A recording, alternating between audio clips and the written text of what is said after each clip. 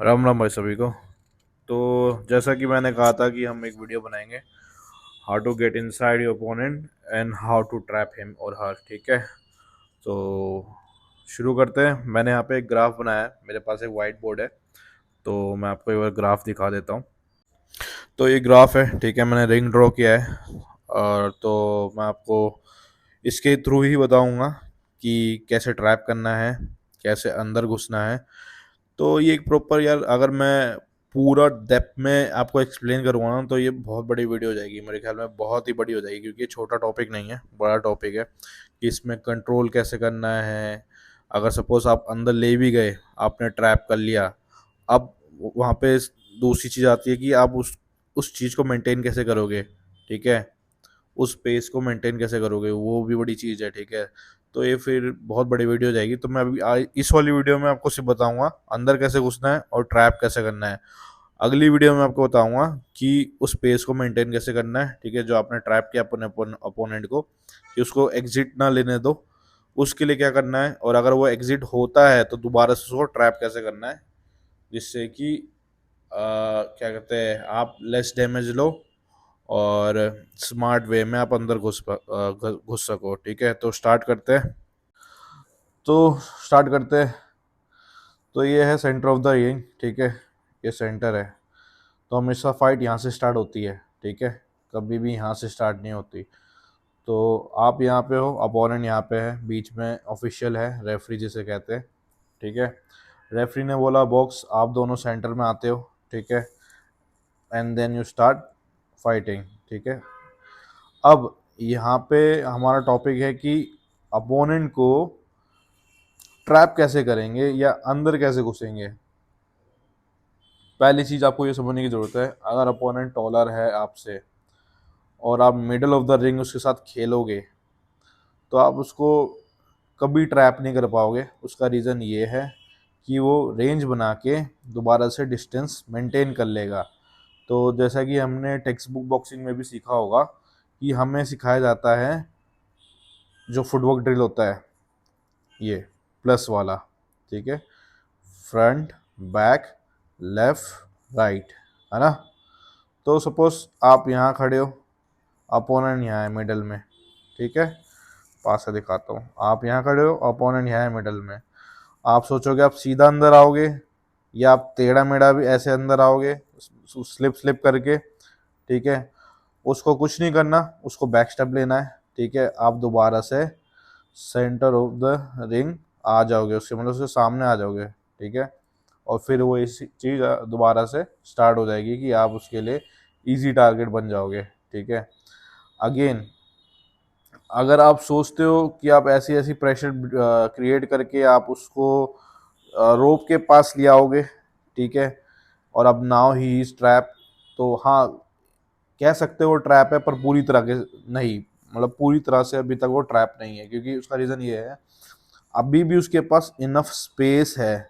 वो चाहे तो ऐसे भी निकल सकता है डायगनली, इधर से भी निकल सकता है या साइड से भी निकल सकता है। ठीक है, डक करके या स्लिप करके पिविट करके निकल सकता है, या इवन अंदर लंच करके डक डाउन और डिप करके, डिप के साथ लंच करके आपको रोटेट कर सकता है रस्सी पे।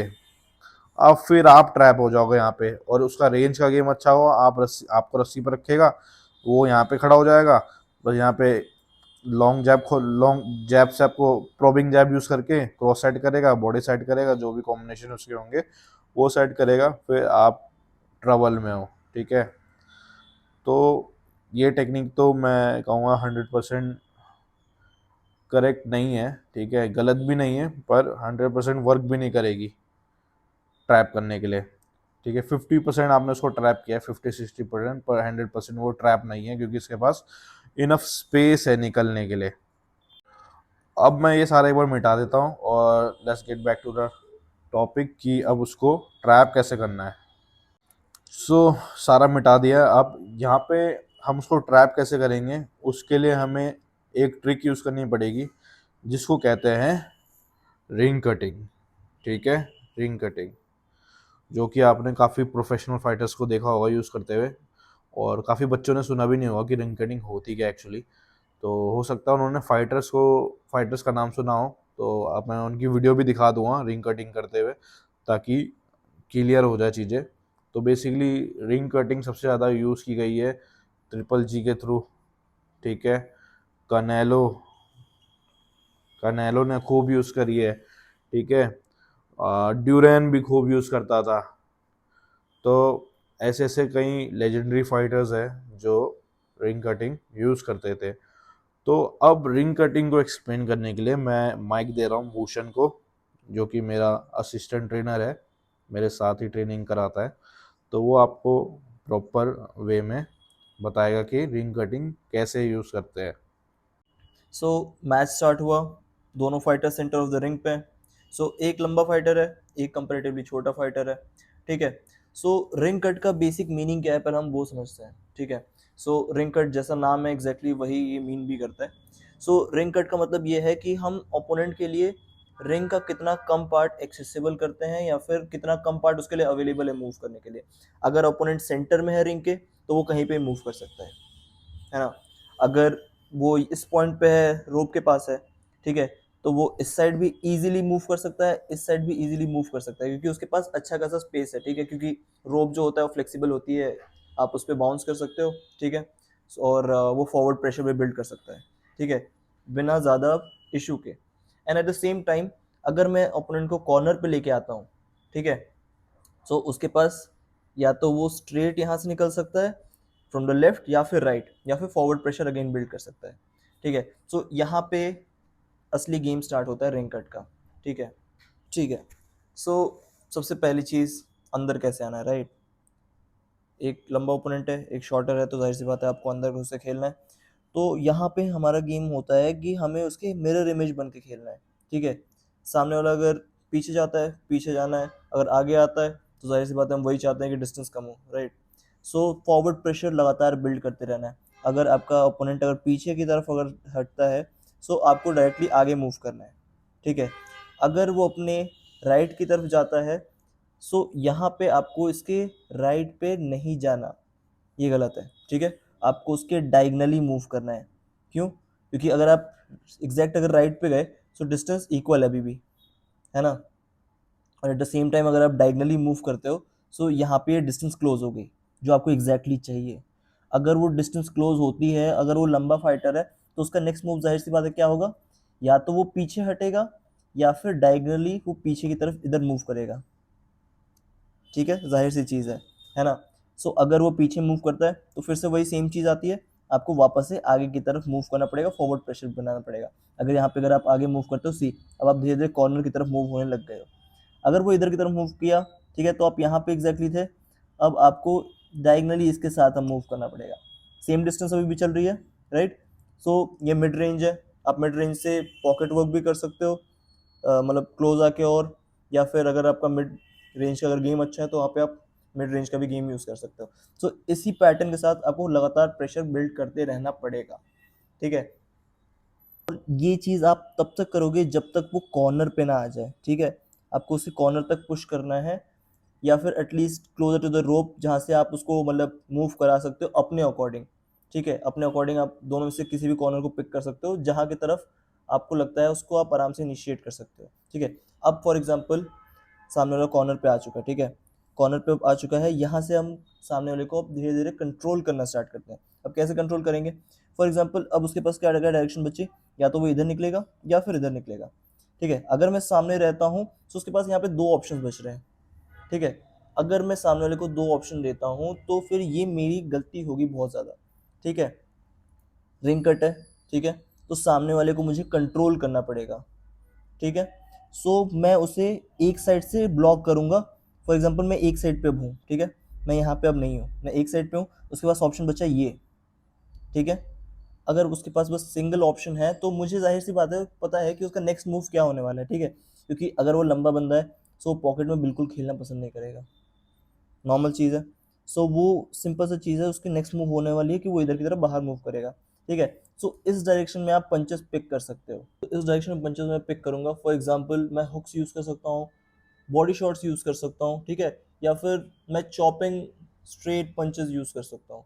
तो बेसिकली यहाँ पे किया क्या है भूषण ने, यहाँ पे एक्सप्लेन क्या कर रहा है वो, एक बार मैं इसको फोन दे दूँ, पकड़ो। तो आप अपने अपने ओपोनेंट को कॉर्नर पे ले आए एकदम, ठीक है, वो यहाँ पे है, आप यहाँ पे हो। अभी जब आप दोनों आमने सामने हो गए तो उसके पास ऑप्शन क्या है, या तो वो अपने राइट से निकलेगा डायगनली, या तो अपने लेफ्ट से निकलेगा। तो वो बेवकूफ़ी होगी अगेन, फिर वो एग्जिट कर जाएगा और वो कोशिश करेगा कि आप रोप पे आ जाओ और वो सामने हो जाए और फिर आप ट्रैप हो जाओ, जो कि आप कभी नहीं चाहोगे, क्योंकि उसका गेम ही है कि वो लॉन्ग डिस्टेंस मेंटेन करेगा, प्रोबिंग जैब के साथ यूज़ कर सकता है। प्रोबिंग जैब होता क्या है वो आपको नेक्स्ट वीडियो में बता देंगे, ठीक है।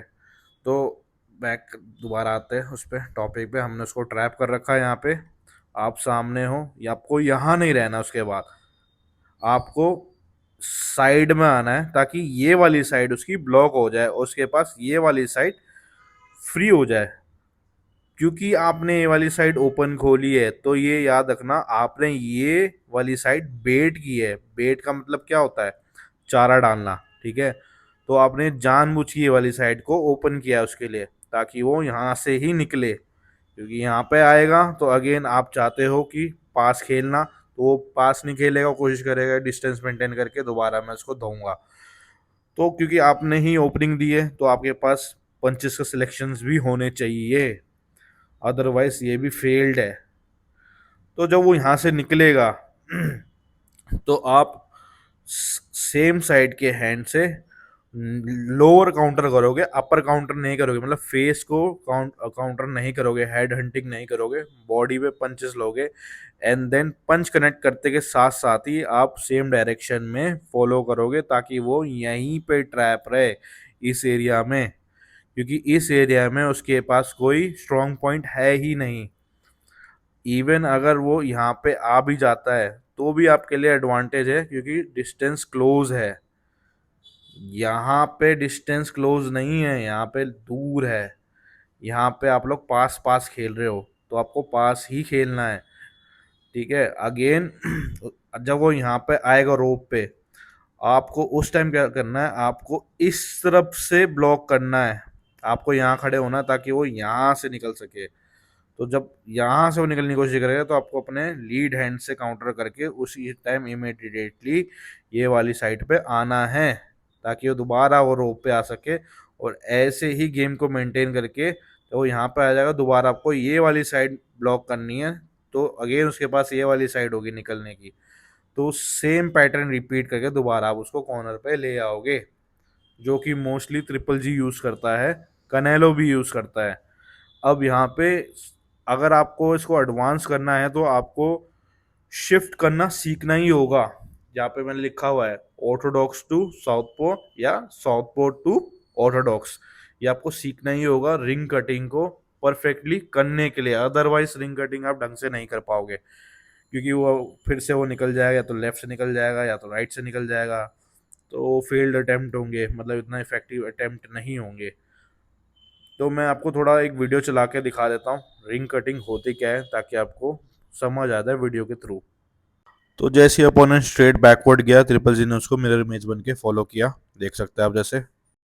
एंड जैसे ही अपोनेंट राइट की तरफ स्लाइटली गया, ट्रिपल जी भी स्लाइटली राइट की तरफ गया बेट के साथ, देख सकते हो। और जैसे ही अपोनेंट एग्जिट करने के लिए लेफ्ट की तरफ गया, ट्रिपल जी ने लेफ्ट मूव किया डायगनली, डिस्टेंस को कंट्रोल करने के लिए। अनदर ग्रेट एग्जांपल आप देख सकते हो यहाँ पे, कनेलो किस वे में मूव कर रहा है, जैसे हमने आपको वीडियो में बताया था।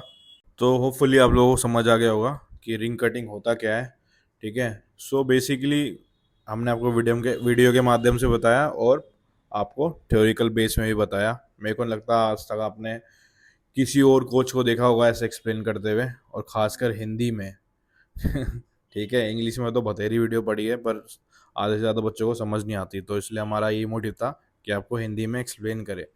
तो आप समझ गए होंगे कि रिंग कट होता क्या है और कैसे करते हैं। प्रॉपर अपोनेंट की मिरर इमेज बनना है, वो बैकवर्ड जाए तो आप सामने उसको चेस करो, ठीक है। अब डायरेक्टली चेस नहीं करना, मतलब कि आपको पता ही होगा रेड जोन और ग्रीन जोन वाला फंडामेंटल। आप सामने खड़े हो तो रेड जोन है, आप अपना head centre of the line से हटा लेते हो तो ग्रीन जोन है। तो जब भी आप बढ़ो तो मूवमेंट के साथ ही बढ़ो, ऐसे नहीं कि भूत की तरह सीधा बढ़ रहे हो, फिर तो कल को आप बोलोगे सर ने इसी तो बताया नहीं, मैं सीधा गया और मैं पिट गया। तो इसलिए वीडियो में ये चीज़ मैं क्लियर कर देता हूँ आपको। स्ट्रेट बढ़ने का मतलब ये नहीं कि सर सीधा लेके जाना, स्लिप और वीप जरूर करना है, पंचेस के साथ, वॉल्यूम के साथ, ठीक है। और जब वो जिस वे में मूव करे, बैकवर्ड में अगर हो जाता है डायगनल लेफ्ट में तो डायगनल फॉरवर्ड आपको बढ़ना है, और डायगनल बैक जाता है तो डायगनल बैक आपको, सॉरी डायगनल फॉरवर्ड आपको राइट की तरफ जाना है, ठीक है। तो बाकी वीडियो आप ढंग से देखो, स्टडी करो, और कोई भी क्वेश्चन हो तो आप डीएम कर सकते हो, आपके जो भी सवाल जवाब होंगे उनका जवाब दिया जाएगा। थैंक्स फॉर वॉचिंग, और ऐसी वीडियोस देखने के लिए फॉलो करते रहो, शेयर करते रहो। धन्यवाद।